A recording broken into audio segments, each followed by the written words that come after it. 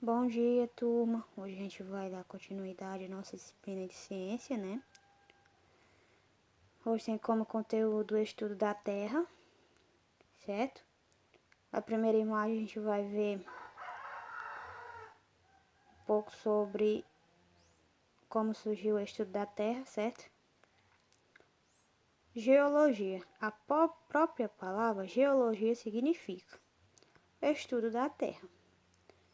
Esta ciência, portanto, investe em estudos sobre a crosta terrestre e suas composições de matérias.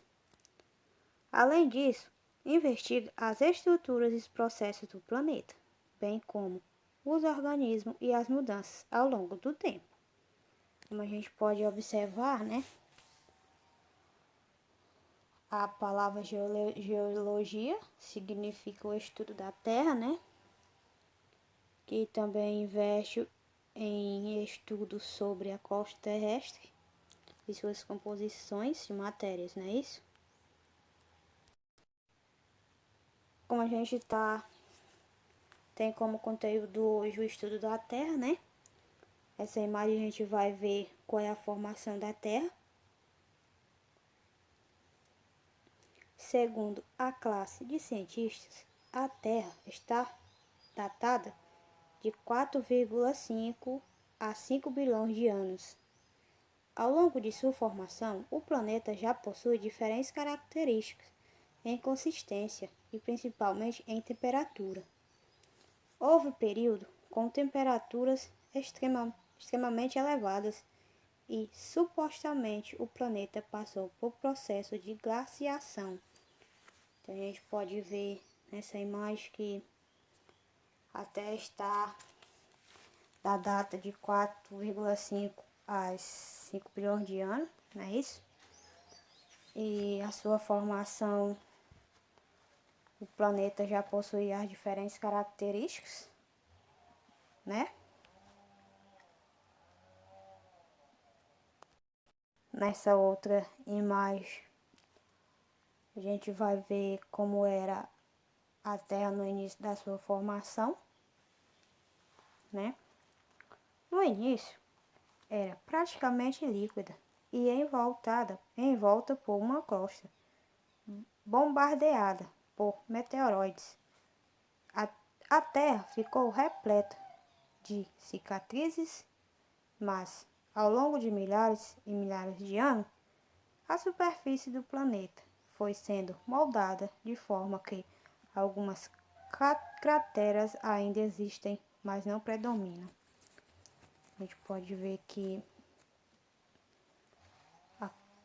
no início a Terra era líquida, envolta por uma crosta, né? Também era bombardeada por meteoroides, né? E a Terra também ficou repleta por cicatrizes ao longo de milhares e milhares de anos, né? E o planeta também foi moldada de forma que algumas crateras existem, mas não predominam, não é isso? Aqui a gente vai ver nessa agora, essa imagem, característica da Terra, certo?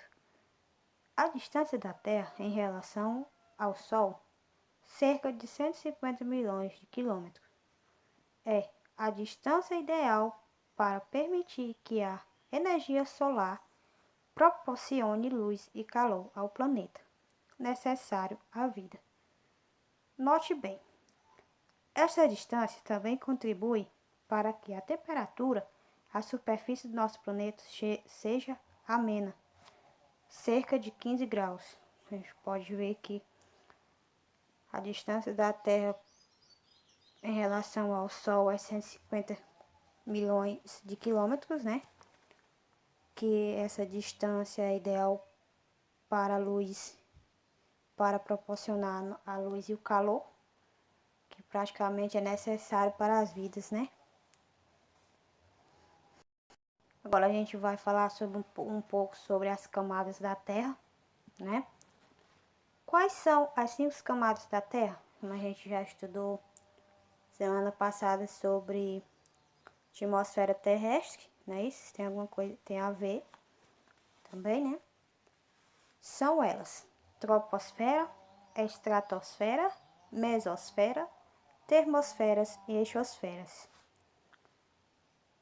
Juntas, as 5 compõem a atmosfera, camada gasosa que envolve a Terra, e é responsável, entre outras coisas, por manter o equilíbrio térmico do planeta, proteger contra impacto de meteoros e filtrar os raios ultravioletas. Então, a gente pode ver aqui que são 5 camadas, né? E essas 5 camadas, ela compõe a atmosfera, como a gente viu no capítulo anterior, né? E não é isso? Também camada gasosa envolve a Terra e é responsável também por manter o equilíbrio térmico do planeta, não é isso? E proteger contra meteoros e filtrar os raios ultravioletas, como a gente pode ver na imagem, né? Falei anteriormente sobre as camadas da Terra. Aí a gente vai ver aqui, ó, as camadas da Terra bem divididas nessa imagem, né? Tem a litosfera, certo? Nessa imagem a gente vai ver um pouco sobre a Terra, que, claro, é o nosso conteúdo, né?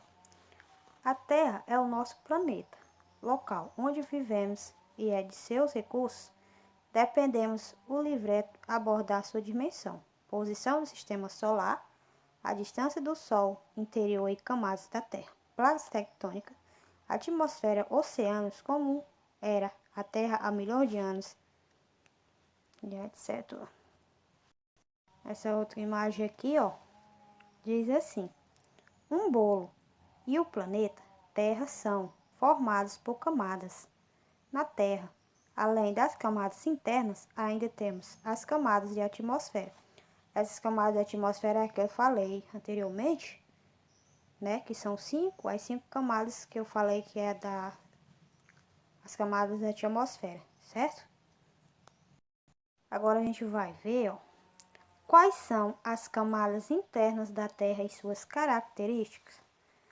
Para melhor compreender como tudo isso funciona e organizar-se, a estrutura interna da Terra foi classificada em 3 principais camadas: a crosta, o manto e o núcleo, havendo entre elas algumas descontínuas.